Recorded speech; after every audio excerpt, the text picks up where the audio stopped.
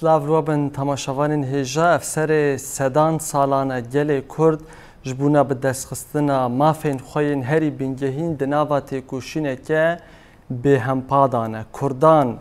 لسر آستا هر چهار پارچه کردستان به دهان شورش و سرهلدان گیرینگ پیک آنینه داگرکرین گل کرجی بریا پولیتیکا و سیاست جدا جدا هر تم خواستن سرهلدان کردان جهول را بکن و کردان جمافین وان یه نتوایی ساز بکن. پیشنگو سرکشن گل کرد شیخ سعید نمر حتی بقاضی محمد حتی به پیر سید رضا بگیره دکیلی و هناسه داویه ین جیانا خواده دما کل بن سیداره بونه جنفشن داهاتی یه نتوایی خواه چو خواستنه گوتنه تمام پرسگیری کو آلوزین خداین عالیه کیو به هفدورا ورن سر میزه کی گوتو بیجان پیک بینون و باتفاق و یکیتیا خویا نتوی لهمبری دجمنن خوا ببن برسفو و بوی آوایی روبروی همو پلانو و ده همان دمیده پلانسازی وان ببن.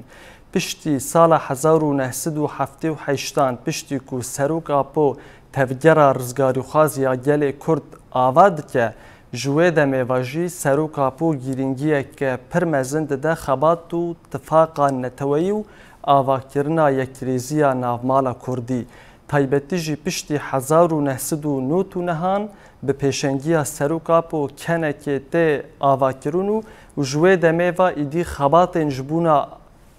ببیجن لدارخستنا کنگره یا نتویل سر آستا هر چهار پارچه کردستان گشتر دبن تماشاوانین هجا لوی درجی الباکور و روجلات سوریه جی لروجاوی کردستان جی افسر 13 سالانه افسر 14 و 15 سالانه خباته که گرینگ ده مشاندن هری داوی 26 و مهه پارتی سیاسی کردی لروجاوی کردستان همو پارتی لهبدو کومبونو هر وسا نونرین پارتیین دن ینج پارچهین دن ین کردستان جی او جی تف به هفدورا لروجاوی کردستان لقادا شورش کومبونو به هفدورا کنفرانسا خواستاس کرن ایدی کرد یک گرتیه و به گاوی راجی ایدی ریا که خوش و گش لپیشیا کنفرانسا گشتی جی هاتیه آوا کرن گلوژ ایرو شون و کرد و استراتژی و پلانسازی که چاوا بدن پیشی خواه اف کنفرانسا کو هاتی ساس کرن چقاس گریدان و به بانگ آشتی و جواک دموکراتیک و هیا و ریا که چاوا لپیشیا لدارخستنا کنفرانسا نتوی یعنی کنگره نتوی یا گشتی یا سر آستا هر چهار پارچه کردستان خوش و گش بکه امیوان پرسان لگل میوانه که گلکی عزیز کو سالین دور و دریجن جبو روزه که وها کارت کن لگل بریز زینب مراد هر سروکا گشتیا کنه که هم گلک خیر هاتن هم بو روزاوی کردستانی هم جی بو استودین روزاوا تیوی گلک سپاس کش بو بدر سپاس دکم سلاو ریز من بو و بو همو خباتکارن روزاوا تیوی و سلاو من بو گلیما تواهی گلیما کلسر آخا دلال روزاوی کردستانی دا جیان دکن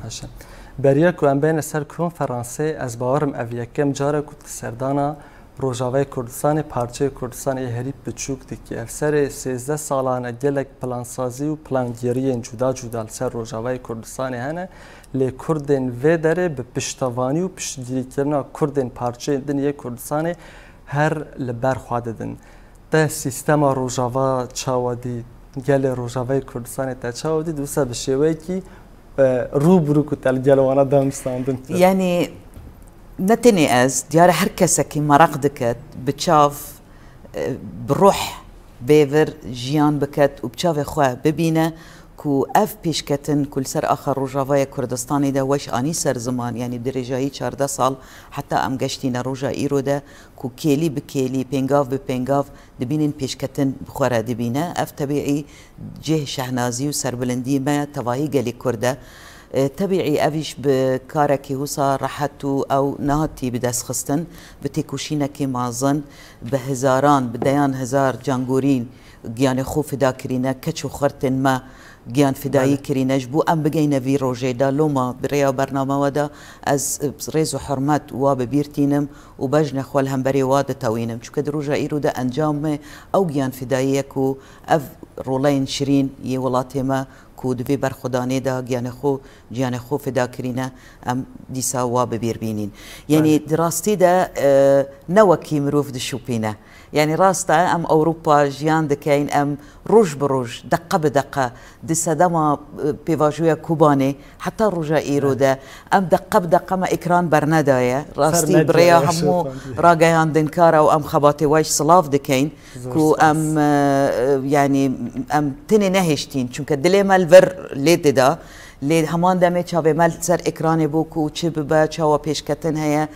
لي افهمو ناي وكيتو روج بروج ببینی خباتا ببینی خباتکارا ببینی هوالن خوا ببینی بپراکتیک روجانه قلوا جيان بكي تبعي أبا روحك جداية لوما از قلك كيف خشم وسر بلندم كو أفدر فدبو من شيبو از بهم سر أخا بيروز روجاوية كردستاني دا وببينم وهمو هوالن ما يندي كيش ببينم أمجي قلك كيف خشبون وبيقومان أم تبدو بيري دانكو دروجن لبيشي مدى هلبتا أوي درفتن دیروکی چه ببین کودی کرد همو کرد به شیوه کی سربست بین باکور بچند روجاوا یعنی هر وسا بدیشتی دانستاندنک چه به ایجار اگر اموار سر کنفرانسا کو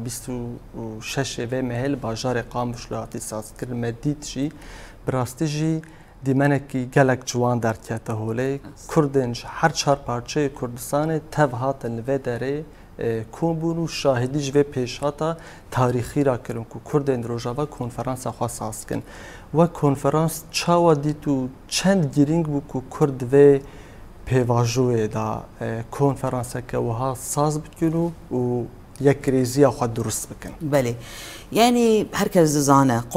qonağekê hestiyare guhartinên mazin di astê herêmê de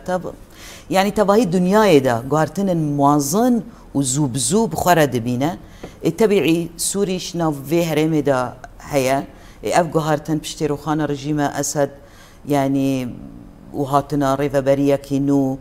ام دبينين روج بروج جوهرتن جدا جدا تشيبا وان بو يرا كوتشيب بو دامزراندنا حكومتك كاتي بشتي اف مؤتمر وطني بشتي هندك خبات دن هاتن مشاندن بشتي دستورك مؤقت نويسين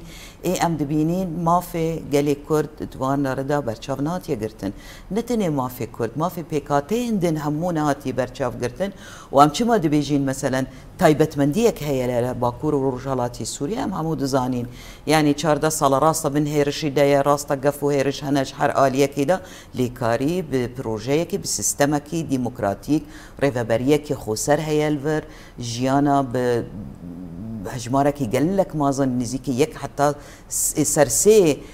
اخا سوريا دا دبن في ريفابريه دايا همو بيكاتا بعربي ويب كردي ويب سوريان واشوري وارمني وكيدنيش حمود امن وامانه كده ورلو رولي واها يد في ريفابريه دا يعني سيستمكي ديمقراطي وك ميناك تديتن تني دا استا روجافاي كردستاني ام باكور روجالاتي سوريا تواهي سوريا وتواهي هرمي داش تديتن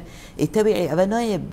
نوبه نيبر شاف قرتن لي غريك هابولفر مثلا برسا كرد بو تثبيت كرنا ما في كردان دستور سوريا دا چونك ام دزانين يعني دب اراده ما پشتي لوزانه پشتي بري وي سايكس بيكو پشتي وي لوزانه 100 سال بري كرد بما فيشتن ام بارچه كرين هر ولاتك ام تدا ماين ام دبينين بسياستا قركرنه بسياستا كومكوجيه ده هم بري قليما سال بسال ويش اني سر زمان دي بيشيكيه ده سر هلدان پشتي سر هلدان برسي بواتني قركرن وتني حملين قركرنه وكشتنو واعدام بو جي دي منادي تيلفان ولاتا ده لو ما دروجا ايرو ده دغارتنا كيف شكل ده تبيا ايدي هركس بقتا ما في خو سريده قالي كرد پشتی اوقاس برخودان اف پنگاف براستی پنگاف کی دیرو کی بو سالانه ته ایشه کی مازن تکرن جبو یک خستنا ناف مالا کرده هر کیم اوه محبو دوی قناغی دا پشتی وی 100 سالی دا اف مجاره بو مجاره یک گتنی چونکه کرد ایرو نه وکی کرد 100 سال بریه و هر کس وی راستیه دزانه کرد ایرو خود استاتویه کرد ایرو خود تجربه خودی هزکی عسکری مازنه خودی سیاستک دموکراتیه خودی پروژه چاره سریه لی هر کیم ناف مدا کرده او بو يعني ناكوكين بتشوك ناف عندك بوتشون وعندك راو بوتشون النافبري عندك حزب آليين سياسي دا نكاربون بين جبهة لأف بينغاف بو قناغة كي نو يعني أو قناغة بريوي وقناغة بشتوي فرق جداية وهي ذاتا أف أو بوما كي نيجرانية كي وكي مرقة كي جم قليما وهمو وان كسا أو روشة كرداد الشوبين نتني وكي كرد حتى درفي ميش وصا مرق كربون يعني تشاوا كرد كارن ببنا هيزا كي ببنا بدنجا كي باستراتيجية كي يقرتي وببياما كي يقرتي بكارن بچن دمشقي يعني جيجبو ريفابريا نوي سوريا ده بكارن ما في كرد وما في بيكاتين دن شو كم دزانين راست عم بحثي كرداد كين مثلا افي قرتنا كردا بيجومان تأثير خوي سركة وراست راس سر بيكاتي دنيش بكات شو كم بشكين الفي هرمي وهندك قالي دنيش قال مداجيان دكان هر بيش كتنا كبرسا كرد ندري في هرمي ده وندري ولاتك وكي سوريا ده بيجومان تأثير خو يأريني دتسر بيكاتي الدنيا بشي دني سوريا اگر به دستور تبع اجد خازم ام بشكل سر خالجي تايبت گوتو بيج بكن جبر اگر از نشاش محل بتواجد دو شوپان دبو او داخویانی یک جالی دسلاتا شامه و هیا دبیجن کردن سوریه کردن روجاوای کردستان دخوازن خواج سوریه جدا بکن لی اگر ام لسر روی عرده ببینن وکی که وجی نها شوپاندی تام برو وجی وی اکی دبه کسین که هری زیده سروری آخا سوریه پاراستنه کرد بونه پروژه ریوبری خواه سر بونه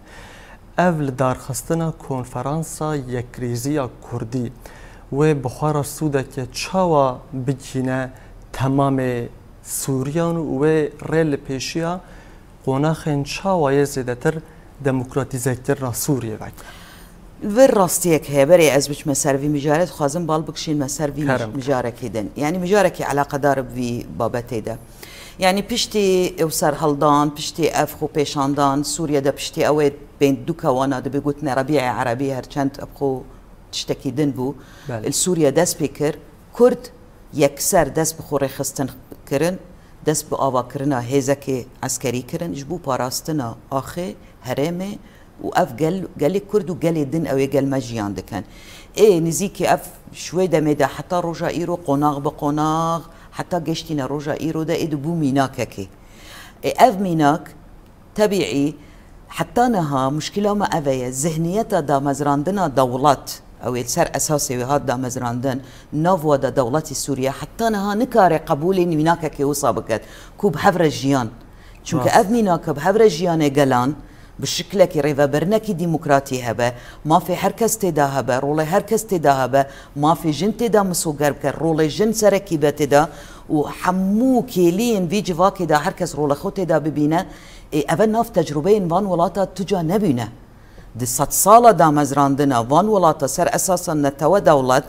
تركيا بقرا حتى عراقي بقرا حتى سوري بقرا دولة هرمي بقشتي سر اساسا ذهنيتك تقروي نقبول كرنا همبر وبشكلك نا ديمقراطي وان ولاتا بهاتينا بريفا برن يعني ذهنيتك آوابية مخابن اف ذهنيتك حتى نها بردوامه چقاس گوهرتن هاتن چقاس دا صلات گوهرتن چقاس دیسا از دبیجمنا برا دوكا وانا دقوتنا وي ربيع عربي چه ببا ربيع قلان بهارا قلان چه بو نكاربون في ذهنيتي بقورن لدروجا ايرو دا ايدي ملتا قلا نقبول ناكن ايدي تجارة يعني ايرو بيفا دا صلاتك يوصى ناي قبول كرن لو ما از دبيجم اف ذهنيات هن مايا وش كان دنا في ذهنيتي بيوستي بتكوشينا كمازنا تكوشينا هرا اساسي او ام نهاب دمشينين شو كرد وحتى وكي بيكاتين دين قال مدى مسألة سياستها ديمقراطيكا نها برسغريكا ديمقراطيات هي جوان ولات هذا چقاس بيجن ام جوهرتن تشيكين چقاس ماسكا روا بين جوهرتن لسيستم عيني سيستما ذهنيات عيني ذهنيات بيوستي بتكوشينا كمازنا او توكيشيني سر اخر رجاوي كردستاني وباكور رجالاتي سوري بقشتي هاتيا مشاندن اف ذهنيات شكانديه ميناكا كيدن دايه الترناتيفا كيدن هيا اف الترناتيف نها وكي بيوستيك تيديتن بو حموفان ولاتن دردور ما وكو چارەسەریە كي جبو كريس جبو آلوزي اويت تيجيان كرن لو ما از بيجم بينغاف ببينغاف ويش وي ذهنيتش بيش كاندن لي حتى نها اف ويش سر برسيارة وكو اف هلويست هاتا نيشاندان تبعي بشتي رخصوخاني رجيم اسد يعني اكو ام دشوبينين ام دبينين ما ترسيكي قال لك ما ظن سر سوري هي راستا سوري البندستي دكتاتوركي بذهنيتك فاشيزم بذهنيتك يعني ظلم وزورداري هم بري قالن سوريا دا بشكلك او وحشيانه دا مشاندن لدروجا ايرو دا الترناتيفا في سيستم دا ناي خويا كرن كو ديمقراطيتك هي كو فكرنك هي كو قبول كرنا رنگو دنگن دين هنا حتى نها نوكو بيكاتا نوكو قلا نوكو تمثيل سياسي لو ما أزدبينم كو ريفابريا الشام ريفابريا دمشق مجبورة قهداريا بهمو خلقة بكت مجبورة قهداريا قلي كرد بكت چونك براستي نتني أم وكي قلي كرد حتى جواكا نيو دولتيش إيدي تقبلو تحملو ذهنيتا تاكراوي ناكت چونك فان ولاتا دا حتى رجا إيرو جيشتن إيرو بيفا دين كارن بردوامي بخو بدن لازم فانقو هرتنين مازن چه ببن لو ما از دبیجم يعني پیوستی پیدا چونویک هيا و گران الخوفا گرانك هيا اش آلی دولت جاري دولت نبيه دولت براستي شامي ريفابريه اش آلی ريفابريه شامي چونك ريفابريه كاتيه رجل ريفابريه كاتيه ام نزانين يعني ملت حتى تشرا ديكي حتى كنجي بكار نتحمل بكن چونك ام دبينين ام اوروبا اجد شوبينين كلك كسايتين سوري هنا كسايتين روشنبير هنا سياسة مدار هنا حتى نها نخوزن فقرين ولات نخوزن فقرين سوريا چما حتى نها باورية و بفيري ببرية نية چونك لغوري دا خوازو خوستك و بيوستي جواكا سوري نية سوري وكي تمثيل بشكيج رجالاتا نافين دكت هم رنگا قال لك بيكاتا تيدانا قال لك قلان تيدانا بوچون سياسيين جدا تيدانا تفيا مو بين قبول كرن بين حواندن ناف ريفابريه كي كوبكاري ما فيها ولاتي جبو هركسا كي مسوغر بكت ايدي او سيستم شو درفتي نوهاتي افا كرن اف درفتا چاوا بكار بينن لو ما ازدبيجم يعني مسألة قبول كرن ونا قبول كرن نينا ذاتا اتفاقا كي هابو بيشتر نابرا رئيسدار جنرال مظلوم عبدي ونابرا الشرع بيفان اتفاق دات فيا ما في فانجلا ما في فان بيكاتياج باكرو رجالاتي سوري حتى بيكاتين دن البيل برشاف قرتن ونها وكي كرد أبا مسألة كي جداترة يعني كرد ما في خوي يديرو كل سر في أخي هي خدي أخ الفر راستا فروسك ما هي راستا ديواجوية كي أم درباز دبين راستا تجربة كي ديمقراطي بهفرجيانة كي هي قال همو بيكاتا لي ما في كرت ويا بيمسو قركرن ناف دستوري سوريا أفر راستيا كا نتنج بو ما كرداش بو خزمتي همو بيكاتا يندنج بو سرخستنا اف مرحله انتقالي كو ام بيجين دولتك ديمقراطي سر اساسي ما في مروف سر اساسي ما في قلا سر اساسي هم ولاتي هب يعني يكساني هم ولاتي هبشي هم ولاتي نابرا همو هر هم ولاتي كبي وكو مواطن وكي ولاتي بيديتن حتى نها افا ناي خويا كرن تبعي افا بيوستي بتكوشينا كي هي لي اوي خوش بختانه ودل خوش بو ما كو اف اتفاق كرداتشي بو ايدي كرد راستا ام دبيجين دسكفتين ما قالكن كرد هيزا كي ما ظن هي اجالي عسكري اجالي جفاكي اجالي بيت تجربات ديمقراطي اللي قال لك جرينج بو بيك دنجي وبيك رانجي وبيك هلويستي وباستراتيجيه كي نتوي شو باراستنا ما في كرداد دستوري سوريا ده وباراستنا بشداري سياسي كرد لبيش روجا سوري ده بله جالك باشا چقاسی گریدانا و کنفرانسی به بانگ آشتیه و کو 27 ماه سباتا ایسال جگروا ایمرالیه جالیه سروکا بووا در کسبت پشتی و بانگی ام دیبینن همه اوقاس گوهرترو و گشدان بلس بکاتن مرو دکاره وان هر دو پیشات اندیروکی چاوا به هفدو واجره بده يعني ذاتا بياما رزدار بر اوجلان 27 شباط دا بياما كي ديرو كيبو دليل همبري قال لك درفتا فكرن نيك درفت قال لك درفتا جبو ما كردا جبو قليدن جبو ولاتن دن ولاتكي وكي تركيا ولاتكي وكي سوريا حتى جبو عراقي حتى جبو كردمية رجالات چاوا يعني عم تكارين خال بخال سروي مجاري دا بسكنين بشتي في بانغوازي چارەسەری آشتي و جواكا ديمقراطيك جواكا تركيا جواكا كي براستي ديسان از تأكيد السروي هندي دكم بشتي ذهنيتا دولتنا توا 100 سال قشتي روجا ايرو ايدي بوچ بيه ايدي نكاره بردوامي بخوا بده ايدي بيوستي بقهرتن المازن هيا ايدي نابا بظلم وزورداري بێدەنگکردن و زندانی و کوشتن و برین و هێرشکردن ئیدی نکارە بەردەوامی بخوا بدا لازمە گوهرتنە دخوا دەچێکێت ئەف پەیام بوو بەرسڤەکی ji بوو وان هەموو میژارەدا چاوە ڕێل ji ber گوهرتنê veke ji بوو me Kurda giringiyê wê çawa bû giringiyê wê ew bû êdî pirsa Kurd derxiste ser sethê çareseriyê de rast e em dibêjîn ev qonağa da bê çareserkirina pirsa Kurd derbas nabe lê me pîwîstî bi nexşereyekê hebû ev nexşerê di vî peyamê de hat خویا کرن نەخشەرەیەکی ئاشکرا بشکلێکی ئاشتیانە پرسە کورد بێ چارەسەرکردن و بجیڤاکێکی دیموکراتیک ئەو جیڤاک ئەوێ بسیاسەتە یەک تاکنەتەوە تاک ئاڵا تاک زمان هاتیە ڕێڤەبەرن نکارێ دە ئیدی ئینکارکردنا بەرامبەر نکارە ئیدی ڕێڤەبەریە وڵاتێکی بکات نکارە بخۆ بەردەوام بکات ئەوە پێویستی بە گوهرتنن بنگەهی هەنە ئادن ئەوێ ئەس بێژم ڕێل هەمبەری یەکڕێزی و یەکیتینەتەوەیی vekir çawa medît piştî peyamê da rêzdar Rêber Öcalan şandên Imralî şand Başûrê Kurdistanê hev dîtin gel rayedarên Herêma Başûrê Kurdistanê çêkir şande şand bû Rojavayê Kurdistanê peyam şand bû Ewropa peyam bû her kesekî şand bi vî şiklê de her kes alaqedar kir bû vî mijarê çareserî çunke em rastiyek heye dewlet bi sed sala piştî ew qas serheldan bi şer کوشتن نکارین پرسا کرد کۆتایی ببینن نکارن کرد هۆڵێ ڕاکەن نکاری بوون چارەسەریەکی ji بۆ خۆ پەیدا بکەن نەش بوو مە کوردە یعنی ئەو خۆل مەخلاص بکەن یان مەخلاص بکەن لۆما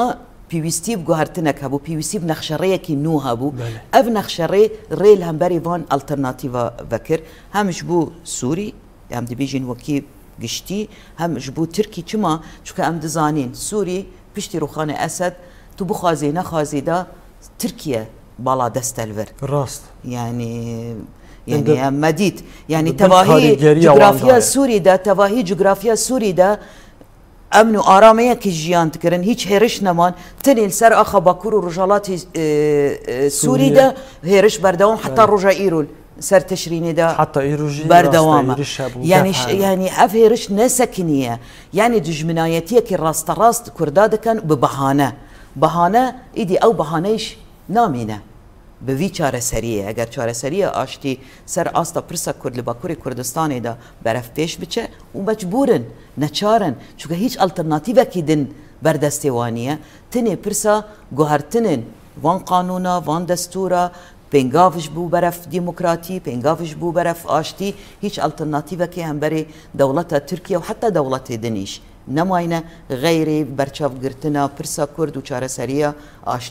ئاشتیانە ئادن هێز و مۆراڵەکەی دا پەیامێ ڕێزدار ئۆجەلان یعنی ئەز ناخوازم یعنی ممکنە بچەک زەیدە بێ بێمۆراڵیەک یان بێهێوی نەبوو بەس بێمۆراڵیەک هەبوو وێ سەدەمێدا چونکە ئەم دبینین هێرش هەر بەر چ قاس ئەم خەبات دکەین چ قاس بەرخودانیەکی قەحرەمانانە هەیە چ قاس ئەم ئاستێ دیبلۆماسیەدا کار دکەین چ قاس سیاست دکەین ئەم نکاری بوون ویز هێرش بسەکینین ئەوە ڕاستیەکە نە مەسئلە کێماسیە مەسئلە ئیدیت یعنی هێز و هەموو هێزە خۆم بەخست بوو ئەودا ئەv هێرش سەر حشکی بە بە هەموو هێزە نات و بکارتینە دەوڵەتە تورکیا هەر ئالیەکەدا هێرش کرد لەنگەریە ناودەوڵەتی تزانی ئەv حتا ئاستێکیدا وسا مۆراڵ ئەو بوو یعنی چێک داکەت بوو لێ پشتی وی پەیامێدا ده هر آلیه کدا سیاسیه دیپلماسیه گله جواکه هر کس رابو سر پیا و نتنیج بو ما کرده مدید پشتی پیامه حتی داخویانین ولاتن بیانی او ولاتانک و حتی رجائیر و هرش مد کرن لی پشتی پیامه سروکاتی به بالداری و بنزیکاتیه که پر يعني جدی حلویست خول هم بری پیامه نشاندان جديته وبيامي دا شهر هيلين يعني يعني آسيا بقرا حتى أمريكا وجابون ولاتن دنيا ولاتن عرب وأوروبا وأفريقيا حمود دنيا راكر سربيا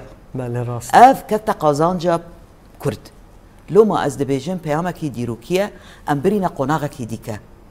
أم بشتي يعني بشتي في بيامي دا أم قنشونا قناغا كي تكوشينا كا نو تكوشينا كا دجوارتر دجوارتر چما جبو مسئله ناوارو که وی پیامی دا براستی کن بو داخواز یک داخوازه که پر سرکه بو آشتی جواکا ديمقراطيك سياستا ديمقراطيك انجخ برسا كرد بيچاره سركرن لوما از دبيجم ايدي اف قناغ يعني قناغ كي نوا ودليل همبري درفتن دن وكرن بيك جوان درفتا دا مسألة في كونفرانس دابو كو ام بيجين كونفرانس هات الداخستن مسألة لك نزيكبون و اف درفت بكار انين ويتشتكي باشا ودريج همبري درفت دن بوما وكرن بله هر ام السر بانگه گوتو بیجاندکن وکه که هنجی دزانن سروک اپو درجاهیا تکوشین خدا هر تم گیرینگیه که مزن دایه رولا جنین آزادی خواست رولا جنین کرد جیا که دوی کنفرانس دا چه بویی هون چاوا دی بینن یعنی مثلا تایبه چی چاوا کمدی جنین کرد هر چهار پارچه کردستان هاتن لهفدو جویانو و يعني شاب بيجن وسا بالشكل كي هفبش بهفدورا جبو دستيشان كرنا داهاتو يا خوا هزرين خوا پاروكرن يعني وكنك دوی چارچوبه ده هند کارن چه ببیجن تایبتی جو رول يعني دست بيكي دا از بيجم از شهنازم از سر بلندم كو از وكيجنا كي كرد از تاغبم دست كفتين ما يجن كردا قالك ما ظنن يعني ايدي دا اصلا الدنيا دا وك ميناك تبديتن ناسنامه كي نو جبو آزادية جن جبو تكوشينا جن هاتي دست نشان كرن اوش بسايه في فلسفة آزادية جن كوش علي ريزدار وجلاندا مسألة دا دست بكرو مطرح كرج خصت ميدان دا وهبالن مين جن خصنت براكتيكي دا چش آلی عسکری داش، آلی سیاسی داش، آلی دیپلماسی داش، آلی جواکی داش، آلی ریوبریا جواکی داش، هر کله کیدا جه خواگرتن بباوری، چونکه ام وقت جن کرد ما باوری بی خباتو تیکوشینه هیا، لو ما سرکفتن پشتی سرکفتن طبیعی برخدانیه که ما ظن حوالن مین شروان جن کومدیت یعنی ده آستا که برز دا بود دنگ ودانه که ده آستا دنیای دا هیویه که جبو هر کسی که چیکر و نتنی بو جنن کرد بو تواهی جنن جیهانه دا نه ها ببینه امریکا بگره حتی اوروپا ولاتن آسیا دا کد بیجی از کردم هما هوسا بمنت باریج بو تکوشینا جنا وکی مناکا کیش دبین یعنی هیویه که جبو آزادی جن درست کرد ناسنامه کان نو جبو آزادی جن درست کرد ده همبری دا جنن کرد لايقي في بتكوشيني في فلسفه وفي باراديغما بونشاوا بخبات براكتيكي في سرخستن شكله عسكري ده شكله سياسي ده وشكله دبلوماسي وشكله جواكي ده بخاكار وخباته كي برفره بتكوشينه كي برفره بجيان فدائيه كي وبرخدانيه كي قال لك جنن قهرمان جيان خوف ده كان جبو سرخستنا في فلسفه وكببيتا مالي حركه كده برهمه راستا رجاوای كردستان مديد بتكوشينا جنا لید همان دم دا رجا ایرو مد رجالات كردستاني جديد بشورش جنجيان آزادي هر دركي دنگ ودايت كود روشه كي قناغه كده ودن بن سيستم كده في شكل ده ام دبينين جن داكتن قاده ود رجا ايرو ده خدين اسنامه كي نو بن اسنامه جنجيان آزادي كارين خبات خو برفره بكن لو ما از دبيجم بسر بلندي ده از دبيجم رولا جنا كرد رول ايرو ده رولا كي جرينجا وكونفرانس جمديد جريفا برنا كونفرانس ده ديوانه شبياما داش هر تشتكي ده رولا كحر سركي هبوش آمادكاري يعني آمادكاري كونفرانس بشبك روجك نهات يكرن دمك يقلق درجة كارو خبات البرفرة بمهانة بالصغلانة هات يمشاندن وجنيش رولا كي مازن ايرو بيفيش ويرولا ماستر وهبه وجبو جيبه جيكرن انجي خصنا مريتي وان خالاكو وان بياما دا هاتينا ويرولا كي مازن ببا تايبات جبو ولاتك وكي سوري ده ام دبينين يعني براستي بيوستي جنن سوري بسرخستنا في بيفاجوي دا قلك بيوستي واهية واز بيجم يعني ام وججن كرد ام دبين الي كارج حر دركي دا جوال اوروبا بقرا حتى ولاتن دن بقرا حتى باش دن كردستان دا ام بكارين بحفره في خبات دا بمشينين وسر بخين كو ام بكارين ببيتا برحمه فيتي كوشانا كو حتى رجا ايرو هاتيا مشاندنو ام جاياندينا رجا ايرو بله اجاره جي ام بتشكي بين سر استا هر چهار پارچه کردستان جي گوتو بیج بکن کرد بگومان همو پیواژویان دا هر تم پشتوانه هبونه تمام شورش و ده همان دمه دا سرهلدان کردان جی پشتراستیه یعنی هر دم سرویه کید که کرد هر تم لپشتا هبدو بونه اف کنفرانسا ایرو کل روجاوی کردستانی هاتی ساز کرن جبونا ساز کرنا کنگره گیشتی یال سر استا هر چهار پارچه کردستان دکاره ریه که چاوا خوشو گشت بکه یعنی دکاره زمینه که چاوا ساز بکه که کرد و ام ببیجن حزبین کردی و آلیین کردی جه هر چهار پارچه کردستان ورن به هفدورا لسر یک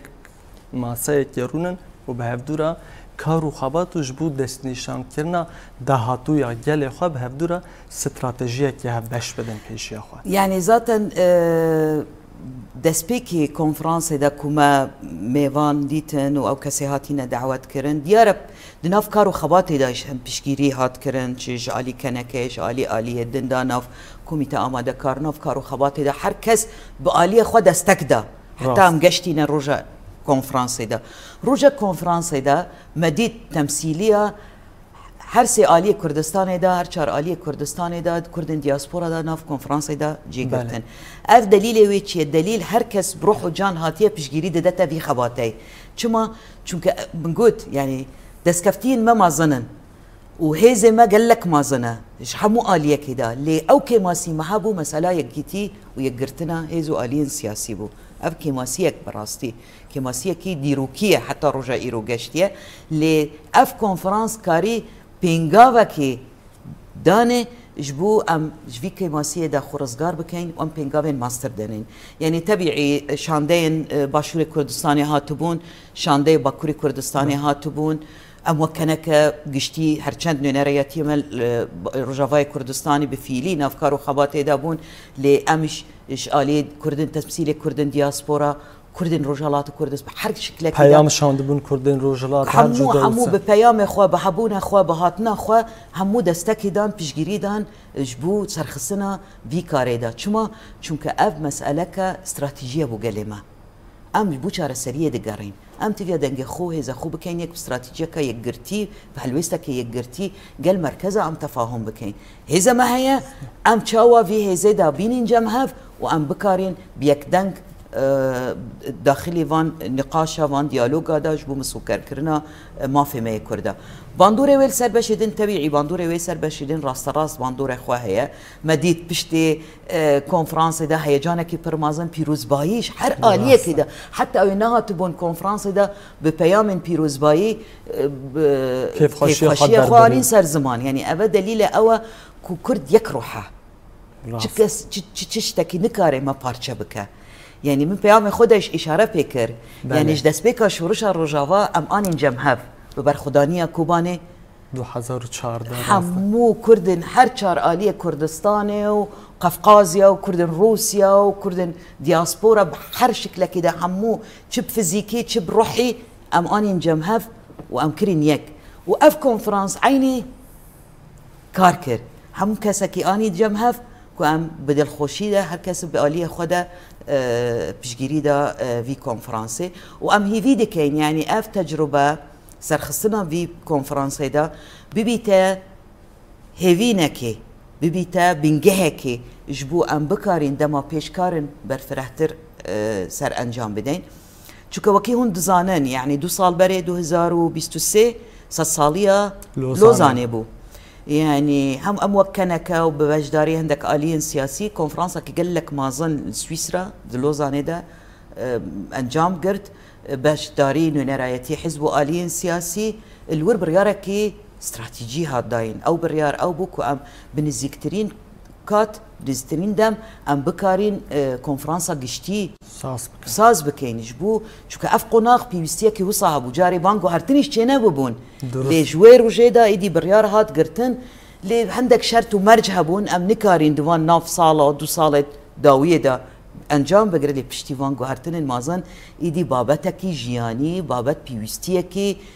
انيه بيوستيا كي عاجله ام چاوا بکارین ببینه خودی پروژه چاره سری جبوک هر چار آلیه کردستانی دا نها باکور کردستانی برف قناغ چاره سری آشتی دچه روجافای کردستانی برف قناغکی نودچه مسئله ریو بریانو تثبیت کردن مافی دستوری کرده حتی باشوری کردستانیش راست استاتویه کی هیا راست حرمه کی فدرالی هیا راست اعترافه کی دستوری هیا لی حتی نهاش عندك برسكريك الحكومة مركز هي ام تشاوا بكارين حمو بحفره بشجيري بدينا في استاتويك وام ماينده بكين ام بردوان بكين وام ماستر بكين رجالات كردستاني ام دور ناگرين يعني روشه ايراني برف كودچه آیا ديسا مسألة ديالوگي ودبه آیا گوهرتنن چه آستا كده تفي ام همو خو آماده بكين چاوش بو رجالات كردستانيش چاره سريه كي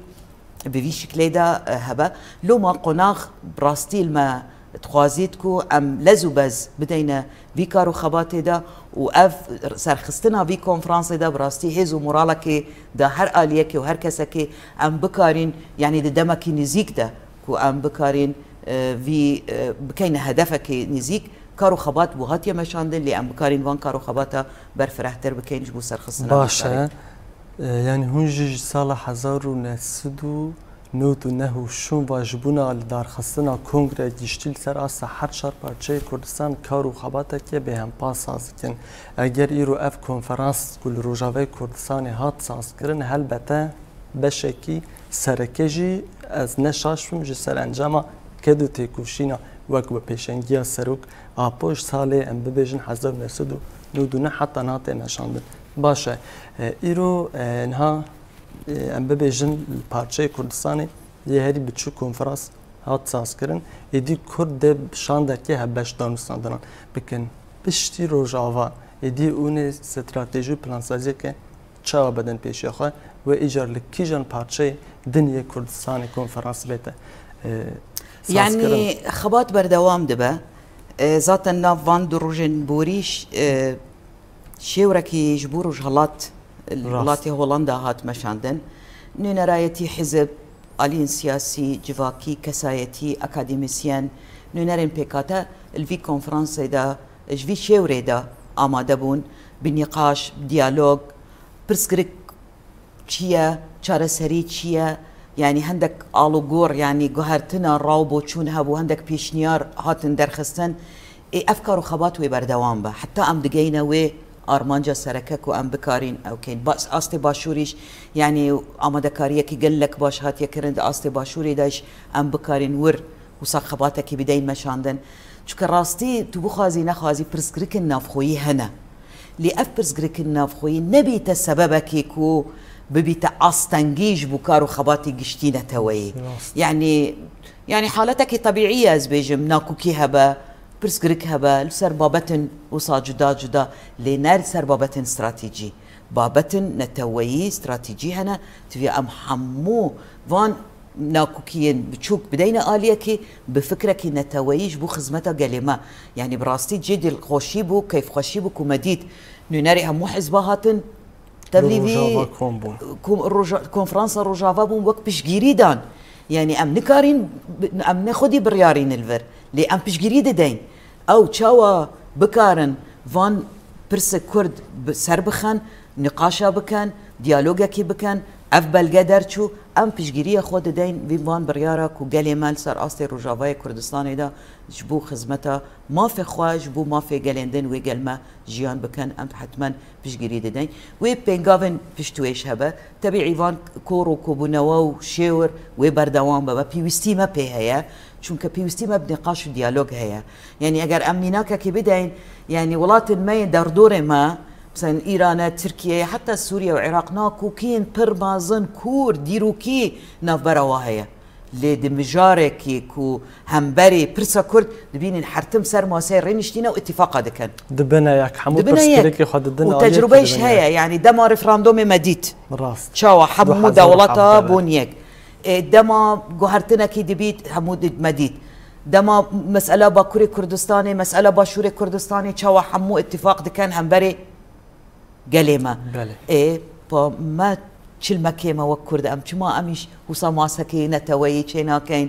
ام اتفاقي بكين ام وكيك هر چار آلية كردستاني حزب آليين سياسي كسايتين جواكي ام بين بهفرة كاركي بكين جبو خزبتا قليما از بيجم نها زمينة هيا درفتیش برمازن هيا پشتی او پیاما آشتی ی رزدار اوجلان پشتی اف پینگاوه کو نهال روجاواهات يكرن پشتی نها اتفاق هيا سر آستا باشور کردستان جبوت دامزراندنا حکومت کانو جبو پرلمانانو پشتی هالبجارتني يعني پینگاوه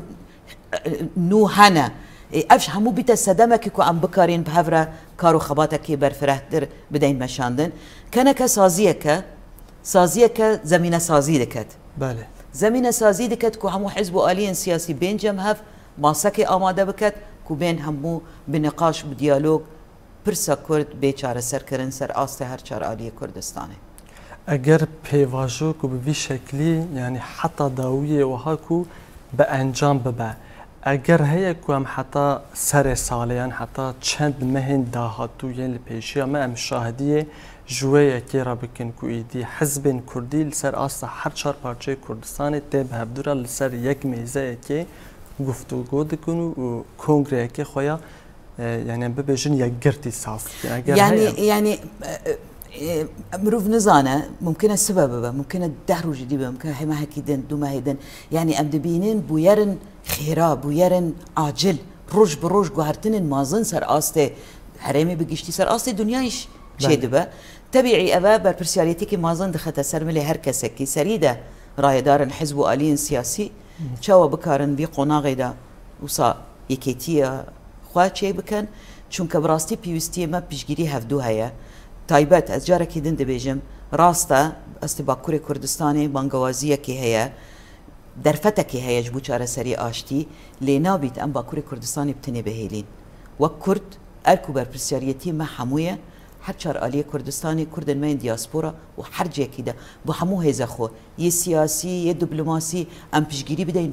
في بيواجو سرخين چونك ما قلت تني بياما كده او قاس باندور السر دنيا يكر فاگر اف بيواجو برف بيش بچه وسركبه ويچاوا باندور بكه يعني لو ما ام همو خو آماده بكين جبو في روجيدا وبو همو هيزا خو يه دبلوماسي يه سياسي ام بكارين پشگيري بدين بو پیش خصنا في بيواجو دا دستك بدين ايش هر آلية كده نها بينغاف هنا ديالوج هيا ام دبينين آسته باشور آسته روجافا آسته آلية دنش آسته اوروبا دا ام همو بكارين بهفره ببينه دستك جبو سرخستنا في بيواجو وراستي بكينا بيواجو شو حتى نها بانغوازيه دولتها تركيا حتى نها ما تشتكي وصا عملي جدي مناديتيا نافيتنا اللي مجبوره قاف بافيجي وشاوا ام مجبور بكين ام بيكريزيا خواه بيقرتنا خواه باتفاق خواه ام بكارين ببينا هيزكي وهيزكي بدينا في بيواجويه شاوا ام دخوازين ام دبيجين ببينا هيزكي وبشجيريل دوزا قالي مال روجافاي كردستاني بكين ده همان دميدا جبو روجافاش جبو باكوري كردستانيش بروسك هي ام بكارين بي بروسا سر بخين باشا تو حتى چند روز دن لقامشلو دميني و توی سردان کیجان آلیان بکی کیجان سازیان بکیش بر ای روزی هنک سردانه و هبون يعني هنك گشت و گرین و هبون اتخاذو مثل هنك به پلان سازی وش ناس بکن راستا يعني ام براستي بكيف خشيه و ام ما بمزاري باكروانا ما دس خباتي خوكر چونك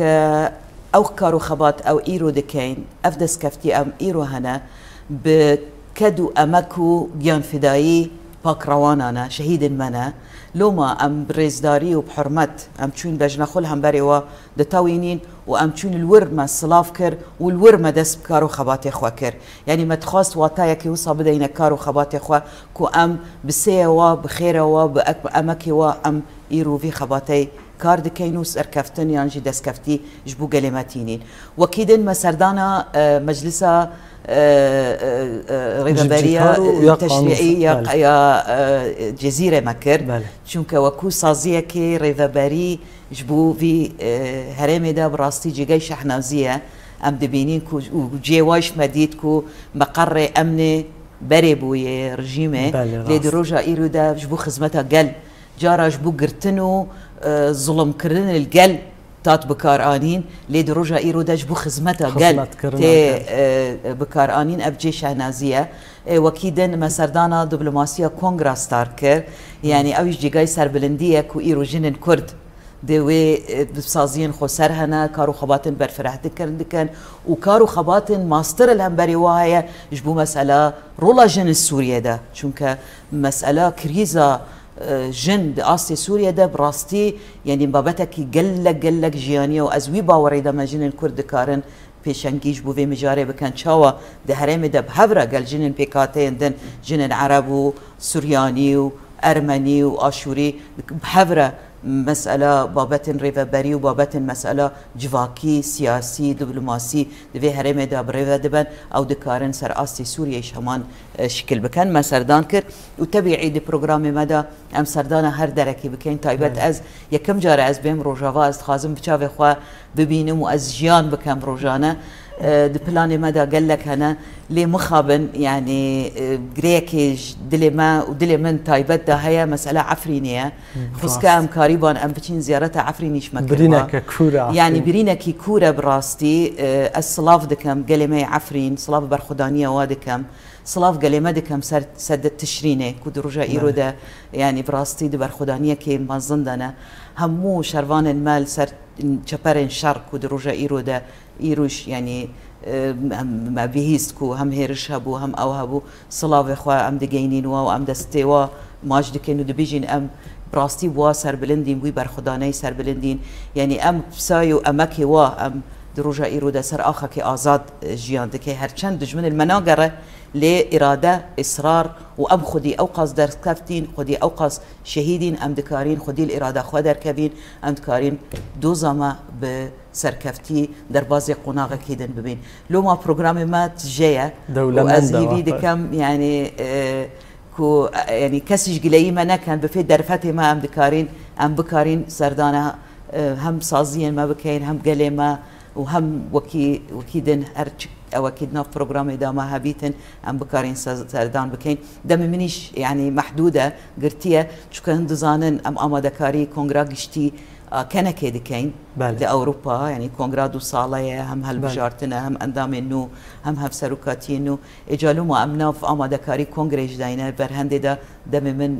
محدوده لي اوقاس دستما دادي هم قال اخواد بينين وهم صلاويش دكاين كونغريا وجي جنهافا سركفتي بو امجي جالك سباس كن هم هاتن بو ستوديون روجافا تي في هم جي بو ولاتي خوش بو روجافا كردستان و بهيفيا ويكيكو د پیش روجه ده هر ري يعني چه ببه هر ري ام ببيجن زمينه که خوش و گش و راوا کرن ایدی سردان دنابرا هر چار پارچه کردستان ده وسب شوی کی سانو راحت پیک ورن گلکس فاس و هوا زینب بود. سپاسیا میوانداری و دکم سپاسیا مخابات کار دکم و هیویا سرکفتن بوجد خازم. همچی گلک خوش مو گلکس فاس و هوا زینب مراد افسروک کنک زور سپاس. بله تماشاوران هجا گلک سپاس کو وجیل ما تماشا کر حتی برنامه کدن هر سرفراز و سربرز ببینم خاطره وان.